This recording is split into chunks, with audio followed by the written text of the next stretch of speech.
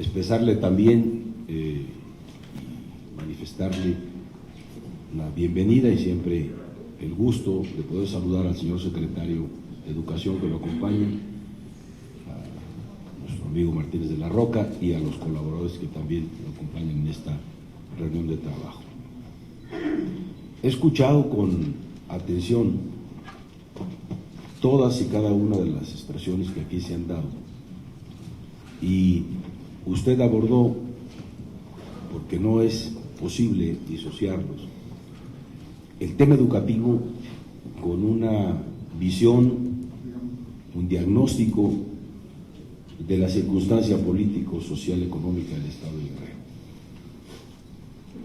Y al escucharlo me vino a la mente aquella expresión que yo manifesté hace 16 años, cuando decía que Guerrero no era Disneylandia.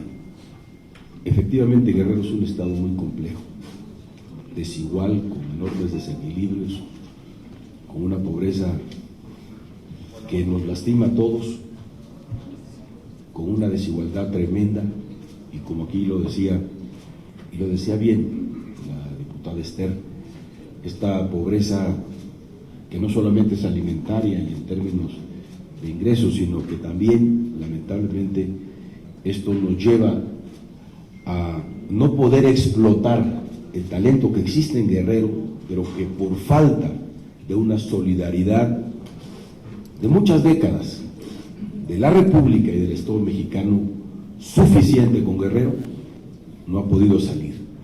Sin que esto, de ese atraso, sin que esto nos lleve a no reconocer de manera corresponsable lo que a las guerrerenses y a los guerrerenses nos corresponde hacer. Mencionó usted muchos temas. Voy a retomar algunos solamente, señor gobernador. El desarrollo de Guerrero pasa necesariamente por un sistema educativo suficiente y de calidad. Y en ello el desarrollo pasa necesariamente por la mejora a la Universidad Autónoma de Guerrero, que es donde se forman las y los guerrerenses de menor condición económica que van a ser factor de transformación del Estado.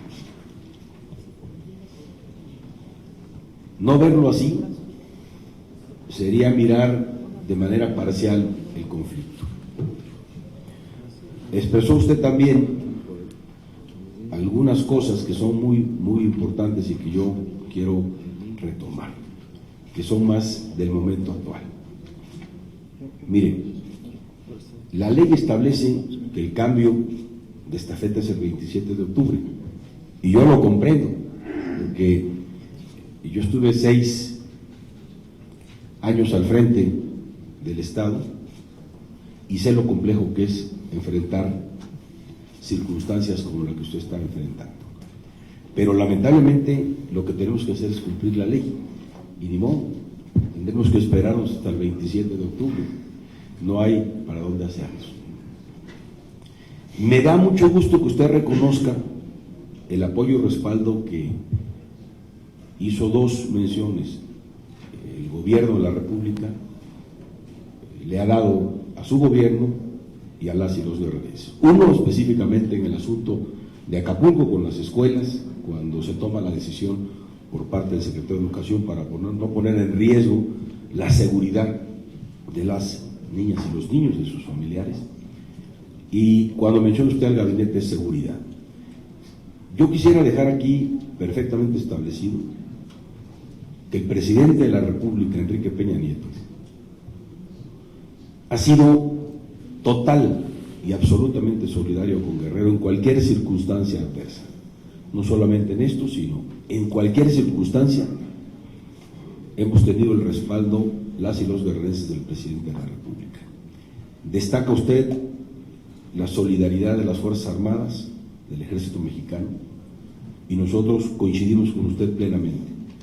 Ha sido fundamental el respaldo de nuestras Fuerzas Armadas y del Ejército Mexicano para ir logrando esta circunstancia de armonía razonable que usted ha venido construyendo al frente del Estado de Guerrero. Mencionó también otra frase que ya está en las redes y que por eso la comento, de la posibilidad de declarar en quiebra al Estado. Bueno, sí es cierto, hay boquetes financieros muy importantes y hay sin duda, una circunstancia muy difícil desde el punto de vista financiero, pero habrá que buscársele una salida. Necesariamente no se puede declarar en quiebra al Estado. Yo creo que en estos meses usted tendrá el talento, la convicción, la voluntad política para hacerle frente a estos acontecimientos que sin duda son muy complejos y que se van a agravar para el mes de diciembre y principios de enero, cuando hay que pagar aguinaldos. Es un asunto que hay que revisar. Destaco también la disposición que usted ha mostrado para entregar el gobierno de manera transparente, responsable. Me parece que eso habla bien de usted y eso es lo que las y los guerreros están esperando de esta administración que concluye y de quien habrá de coordinar los esfuerzos hacia los próximos 6 años, que es el licenciado Héctor Astudillo Flores, gobernador electo del estado de Guerrero. Hace usted un llamado que me parece muy importante y creo que el camino que usted ha seguido es el correcto. Sí, hay que dialogar, hay que ir construyendo los acuerdos, hay que ir avanzando en la reconciliación del Estado, que es la tarea que a usted le tocó. No se le puede responsabilizar de lo que usted no es responsable. Usted no generó el conflicto que le está tocando resolver. Sería injusto no ser objetivo, realista y no ser responsables desde este punto de vista, pero ya le tocó a usted ser el gobernador y ahora tiene que enfrentarlo. No hay para dónde hacerse. Cuando usted habla de herencias malditas y benditas y todo este tipo de adjetivos, pues bueno, cuando uno asume una responsabilidad para conducir un Estado, pues lo recibe en la condición y circunstancia en la que está, y a partir de la fecha en que uno protesta, asume la responsabilidad cabal con los activos y los pasivos que hay ahí. Así es la vida política, así ha sido y cuando menos así será en los próximos tiempos. Habla también de un asunto, y sí lo quiero plantear aquí, de este boquete que se genera con las famosas plazas que no reconoce la Federación. Pues es que nació mal el niño. No se puede delegar una responsabilidad a una entidad federativa tan importante de la trascendencia del sector educativo sin darle todos los instrumentos. Y no se puede, también coincido con usted, dar un trato igual a desiguales, porque no se puede, porque la realidad condiciona en los hechos la instrumentación de cualquier política pública. Pero esto no quiere decir, y coincido con usted en ese sentido, no quiere decir que tengamos que legislar de manera particular para unos y para otros por esta condición que ya referí. Que se analicen las particularidades específicas de Guerrero, de Oaxaca, en ciertos aspectos, en lo que tiene que ver con la reforma educativa, me parece que eso es atendible y tendrá que irse modulando. Pero lo que no hay, donde no hay ninguna duda, es en que la reforma educativa tiene que aplicarse. ¿Por qué? Porque es necesaria. Y cuando algunos maestros y maestras, con un respetable punto de vista que tienen, la señalan como persecutoria, como algo malo, como algo perverso, bueno, lo que aprobamos aquí, una reforma educativa que, entre otras cosas, respeta plenamente los derechos laborales de los maestros y maestras. Yo quiero expresar, como lo he hecho siempre, y nuevamente una vez más, mi reconocimiento, mi respeto a las maestras y maestros de este país, y sobre todo lo hago específicamente en el caso de mis paisanas y paisanos. Pero tenemos que acoplarnos y acomodarnos a la nueva realidad, a los nuevos tiempos. Y tenemos que reconocer que en Guerrero tenemos un grave problema de atraso y de rezago educativo terrible. Y hay que enfrentarlo con decisión, con voluntad, con determinación, con una gran disposición para entender que asumimos los costos, pero los beneficios para las niñas y los niños van a ser mucho más altos que estos costos que podemos nosotros asumir ahora. Nos tocó hacerlo y hay que hacerlo, no hay para dónde hacerse. Quiero expresar, y decía, el niño nació mal. Esta herencia bendita o maldita, o como le quieran llamar, viene en aproximaciones sucesivas. Y los gobernadores de los estados, cuando la realidad los rebasa y tienen que darle una respuesta a esta realidad, porque el presupuesto tiene un tamaño y la realidad otra, pues tienen que ver de dónde resuelven los problemas. Y si se requieren maestros en tal o cual lugar y no tienes la autorización para contratarlos por parte del órgano federal, pues no vas a estar esperando hasta que la burocracia resuelva ese problema. Vas a buscar tú evitar que se te genere un conflicto social y de gobernabilidad y das una respuesta. Entonces, no es algo que se le pueda, desde un punto de vista, señalar como herencia maldita. No, es una realidad económico, social, política, cultural de un Estado pobre, en donde a lo largo de 23 años fueron contratándose maestros por la vía del gobierno del Estado, pero durante esos años el gobierno del Estado hacía un esfuerzo por pagarle a sus maestros. Pero llegó un momento, y es el momento que se está viendo ahora, y que ya es imposible, porque la cobija presupuestal del Estado tiene un tamaño, y ya no puede el gobierno del Estado seguir pagando como, por ejemplo, hace 16 años, que yo al frente del gobierno podía pagarle a los maestros, haciendo ajustes, transferencias, reasignaciones, y les pudimos ir pagando a los maestros, nunca pedimos un solo peso prestado. Pero yo entiendo, crece la demanda, crece la población, crecen los problemas, y los presupuestos y disponibilidades presupuestales no crecen en ese mismo ritmo, y hoy pues estamos en un grave problema y no podemos soslayarlo. Tenemos que ver cómo se le encuentra una solución. Bendita o maldita que sea esta herencia, es un problema que hay que atender. Y como eso podríamos ir mencionando muchos asuntos. Usted mencionó lo de presos, lo de Nestor, lo de una serie de cosas, que bueno, eso es Guerrero, pues. Y usted no tenía por qué solo circunscribirse a hablar de educación, porque el sector educativo es la espina dorsal del desarrollo. Si la educación no camina, el desarrollo no avanza. No puede haber desarrollo si la gente no sabe leer, no puede haber desarrollo si la gente no come. Los niños, que ahí coincido, ¿cómo quieren que un niño aprenda si va y se planta en una comunidad sin nada en el estómago?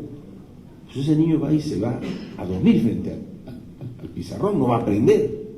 Ahí están esas particularidades que hay que analizar, pero eso no puede ser pretexto, sé que no lo es porque usted así lo ha manifestado, para que no vaya hacia adelante la reforma educativa y se aplique a cabalidad con los costos que se tengan que asumir, pero con el beneficio que sin duda, desde un punto de vista de mediano y largo plazo, habrá de tener la reforma más importante que se dio desde mi particular punto de vista en estos últimos tiempos. No voy a abundar más, solo mencionaré el asunto de la elección en Guerrero, porque usted lo dijo, usted trabajó para que hubiera una elección, y su parte como gobernador se le reconoce, no se le regatea, pero también el gobierno de la República hizo un gran esfuerzo para que se dieran las condiciones de una elección como la que se dio en Guerrero. Los órganos electorales, pero sobre todo las y los guerrerenses que quieren vivir en paz. Los guerrerenses, no es cierto que seamos violentos, no es cierto. Nadie se quiere morir, nadie quiere que lo maten, nadie quiere que lo asalten, nadie quiere que le maten a su hijo, no. Son las mismas condiciones históricas de marginación, de olvido, de menosprecio hacia el sur, las que nos han llevado a eso. Pero en algún momento teníamos que decir, hay que hacer un alto en el camino, y ese alto en el camino tiene que hacerse ya, porque lo expresé hace 20 años, 18 años, si algún día se incendia el país, se va a incendiar por Guerrero. Y ya tuvimos muestras con Iguala y Ayotzinapa. Si no atacamos a tiempo, evitamos que los conflictos crezcan, se desarrollen y exploten, esa frase lamentable, triste, que yo no quisiera repetirla, puede ser nuevamente algo que se dé en estos nuevos tiempos, y eso no queremos.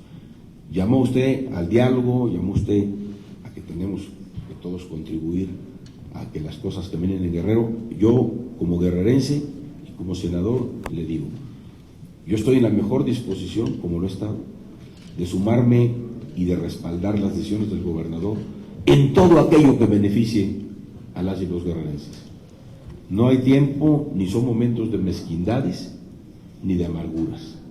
Son tiempos de construir un nuevo diálogo, una nueva forma de comunicación en Guerrero para construir una nueva circunstancia.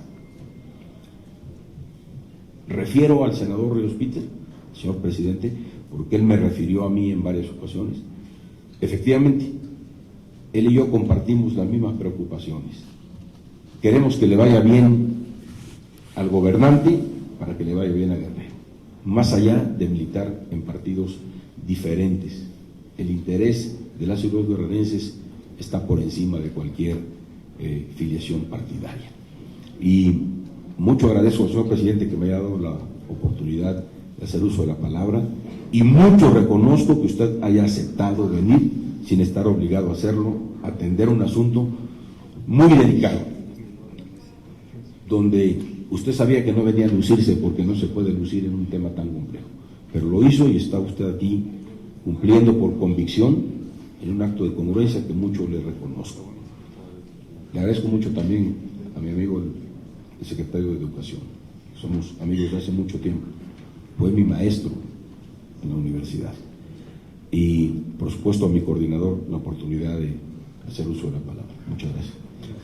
Muchas gracias, senador René Juárez. Tiene la palabra el señor gobernador, y con esta última intervención, señor gobernador Rogelio Ortega, haría yo una última consideración para cerrar esta mesa de diálogo. Tiene la palabra. Muchas gracias, senador Ríos Peter. Si alguien conoce el estado de Guerrero, por supuesto que es el senador René Juárez, y le tocó en su época gobernar un estado complejo, difícil, y hoy desde el Senado, siempre que nos hemos encontrado y cuando yo tengo oportunidad de buscarlo, o él a mí, esa gran disposición de servir a Guerrero desde esta alta representación de la República.